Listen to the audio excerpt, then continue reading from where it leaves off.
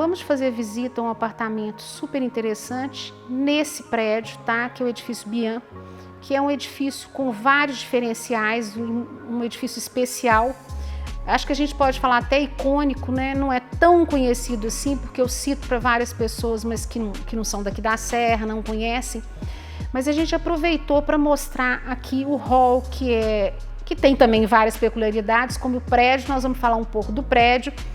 E eu estou aqui com o Juliano, que é uma pessoa que já está nos recebendo pela terceira vez, né? Nós já mostramos com ele, quem quiser até rever no YouTube, nós mostramos a casa dele, mostramos com ele a Casa Mariana em Ouro Preto, né? Que foi a casa da escritora Elizabeth Bishop. Ele já está dando esse apoio para o programa há um tempo e eu pedi para ele mostrar esse hall desse prédio, porque a gente tem aqui um mobiliário da década de 50, 60 e o prédio foi construído no final, né, vamos dizer assim, um modernismo tardio, como você falou aí mesmo, né? Por volta de 70 o prédio foi construído. E é um prédio que a gente está nessa parte aqui, que seria o hall de entrada, com pilotis, bem nas características aí de uma arquitetura do Niemeyer, né, que a gente vê muito em Brasília, esses vãos livres, e um prédio que em Belo Horizonte não tem muitos, porque nessa época eu acho que aqui ainda estava mais nas residências, nas casas maiores e tudo. Então, assim, são alguns prédios. Eu vou passar para o Juliano, porque ele é arquiteto e pode dar essas informações de uma forma melhor para a gente. Vamos lá, Juliano. Tá boa, Vini? Graças de novo, a Deus. Né? Mas quem tem cultura, quem tem informação, a gente tem que correr atrás, Bom demais. Obrigado. Pois igual você falou, esse prédio ele é de 1973, a construção dele. E ele é um modernismo tardio, né? Porque já tinham passado aí o apogeu da arquitetura moderna brasileira. Mas ele mantém, né, todas as características aí principais da arquitetura moderna. Então nós temos aqui, né, o pilotis, igual você falou, né, a gente tem como grande referência os prédios do Plano Piloto de Brasília, né? Uhum. Então aqui hoje nós estamos aqui no hall, né, no pilotis. É muito interessante porque esse era para ser o hall de entrada, né, digamos assim, do prédio, mas usualmente, né, os moradores e visitantes não utilizam ele, porque você tem que subir uma escada depois, né? Uhum. Imagino que o programa vai mostrar isso. Uhum. Então acaba que a entrada é sempre pela garagem. Uhum. Então esse elevador aqui é engraçado. Eu frequento aqui já desde que eu nasci, né? Uhum. Então raríssimas as vezes que a gente utiliza esse acesso. Então ele é sempre pela garagem, que é o mais prático. Mas são 2 blocos, né? Então você tem aqui um bloco, são 3 tipologias de apartamentos diferentes também. No outro bloco a gente tem 2 e aqui é sempre uma tipologia. E aqui tem umas características assim, né, interessantes, próprias do edifício. É um terreno de quase 7.000 metros quadrados, aqui na Serra, né, no bairro da Serra. E do lado a gente tem o Clube Olímpico. E essa é uma das coisas interessantes, que o Clube Olímpico ele já existia quando foi construído o edifício.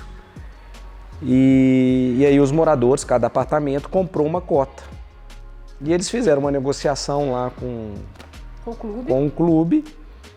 Esse dinheiro das cotas aqui do prédio serviria para a construção do ginásio do Olímpico e, em contrapartida, eles abririam uma entrada direta do edifício, do prédio, para o clube.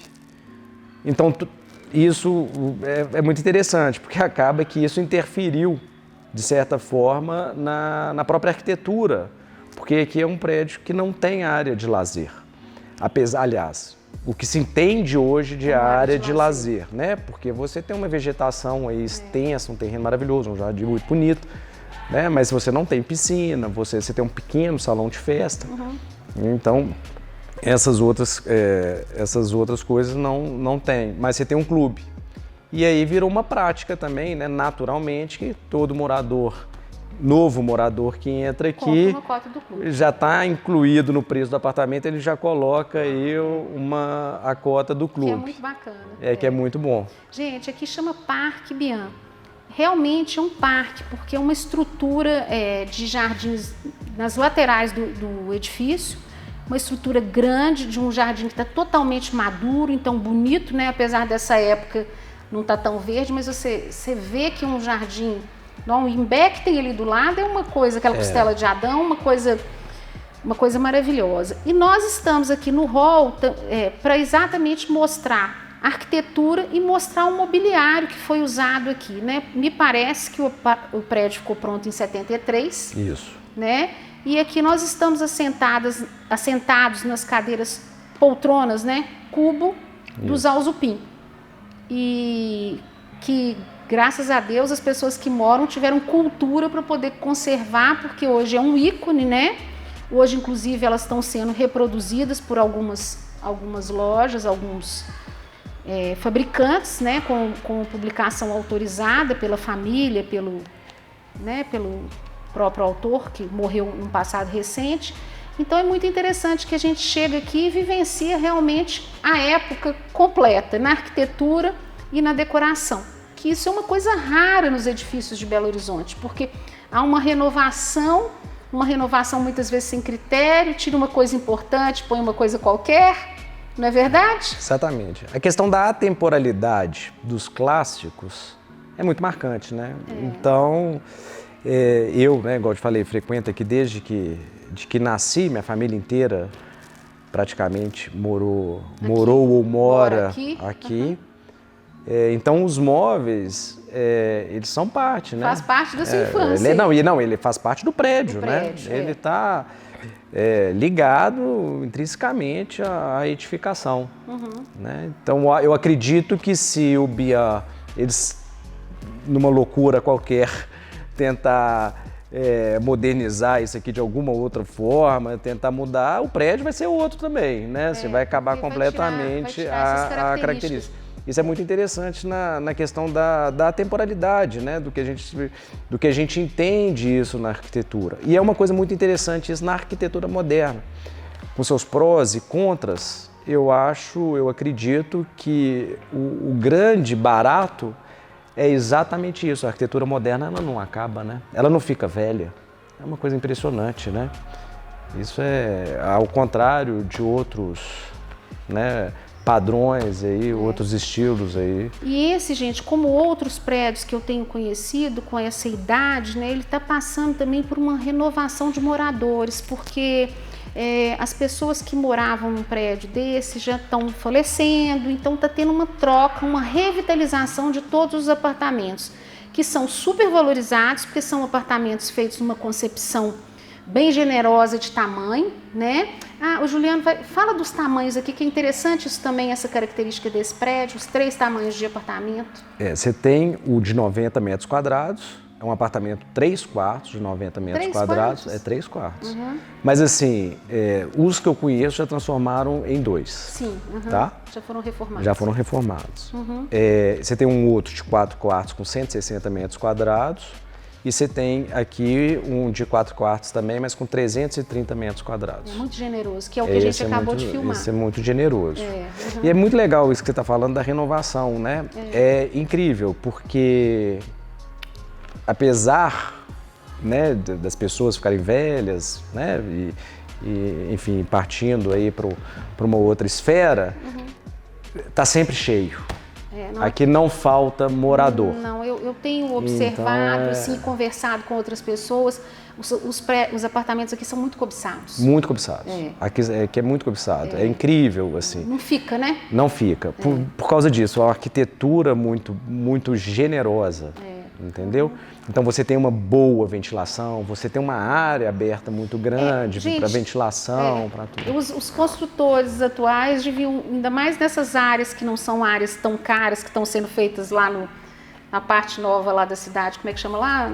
Belvedere? Não, depois do Belvedere. No Vila da Serra? Vila da Serra. Deviam visitar um tipo de prédio desse para ver o que é um respiro para um prédio. E outra coisa, fazer prédio com área para visitante estacionar o carro, porque isso também faz toda a diferença. Toda a diferença. Isso é um luxo. Isso é um luxo. Porque você ficar procurando uma vaga na porta, né? Então aqui a gente tem vaga para visitante, a gente tem uma área de respiro em volta. Eu tenho uma amiga que está morando aqui, ela falou que de vez em quando põe uma plantinha que não fica sem folha na casa dela, porque aqui é abundante. Então, assim, parece uma casa também, é uma coisa muito interessante, né? Então, saudade aí da construção dos anos 70, porque tudo mudou, né? Aqui, essa vegetação, você tem assim, né? Geralmente os apartamentos, quanto mais alto, mais valorizado, né? Você tem isso, mas os apartamentos baixos, ele fica na copa da árvore, principalmente na mangueira. Você tem uma mangueira ali imensa. Não, e é uma semana. E ela lota. E é interessante que agora, recentemente, tem um casal de tucano morando aí. Já fiquei sabendo. Então, na casa do meu tio, que é no 7º andar, um dia lá no quarto, quem que tá lá? Tucano. Tucano, senhor Tucano. O que mais, Juliano, que a gente poderia falar desse hall? Aquelas cadeiras também são da época, né? São da época. Todos os móveis são da época, nada mudou. Aliás, o prédio é todo da época. A única alteração que teve aqui em alguns apartamentos, na maioria dos apartamentos, é a esquadria, colocou a esquadria de alumínio, de correia e tal. Agora o resto é tudo original, né? Do início. O que eu acho muito bacana nesse apartamento, que aliás, bacana não, bonito, né, digamos assim, é essa transição de um prédio para o outro. Você tem uma passarela ali, uma escada, a forma dele, a volumetria e a proporção do prédio, aliás, do prédio não, do conjunto, eu acho muito bonito. Eu acho isso realmente especial, assim, nesse prédio. Aqui é uma passarela? É uma escada, né? Mas que faz essa transição. Entre um e outro. Entre um e outro. Aí você vai ver ali, né, que ela é livre. Então ele é muito bonito mesmo, é um desenho bonito, sabe? Aqui foi construído o arquiteto, um dos arquitetos, né, porque foi um grupo, mas acho que o mais conhecido foi o Djalma Mello. Se eu não me engano, ele era professor da universidade. E a firma construtora era do Mário Cícero. Se eu não me engano, Mário Cícero Ferreira. Mas era uma comissão grande, parece, né, pelas minhas conversas aí com os moradores antigos, até com a família, foi assim é claro, né, na época, um conjunto desse tamanho, dessa proporção em Belo Horizonte, então era muita discussão com os empreendedores, né? As janelas são janelas muito modernas, muito generosas também, né? Grandes, né? Então é isso, gente, só para lembrar que nós temos aqui em Belo Horizonte representantes dessa época, né? Prédios interessantes que a gente vai descobrindo aí, pessoas que usaram o que era o bacana da época para decorar, né? Com essa visão, que isso é interessante, e pessoas que conservam as coisas, não é mesmo? Que isso também é muito importante, né? Primeiro que a gente precisa de pensar no reuso, que é uma palavra de ordem, né? Segundo que preservar é história, é importante, né, Juliano? Preservar então, a história. Então, assim, preservar é muito bacana. Hoje, quando eu falei que vinha num apartamento, num prédio que tinha uma decoração dos Alzupim, uma pessoa um jornalista que eu conheci hoje, falou: puxa, mas que apartamento que é esse? Me fala onde que tem isso, porque realmente não é comum. Não. Né? As pessoas têm uma coisa de renovação e troca e desfaz, isso já tá jeca, não sei o quê, né? Então, assim, vocês estão de parabéns com o prédio. Resumindo, Obrigado. Eu, assim, sou encantada. Eu conheço esse prédio há uma vida também, pelo menos há 30 anos eu conheço esse prédio, porque eu venho aqui no Temos amigos, família amiga, né? Eu venho no João Nemer, que eles já têm 30 Que por acaso é meu primo. Pois e venho no Las Casas, que você conhece também, a Marcelo. vida inteira, o Marcelo. Querido Marcelo. Na Dona Thaís e no seu Marcelo. Então, assim, eu venho a vida inteira nesse prédio também, então conheço ele a vida inteira.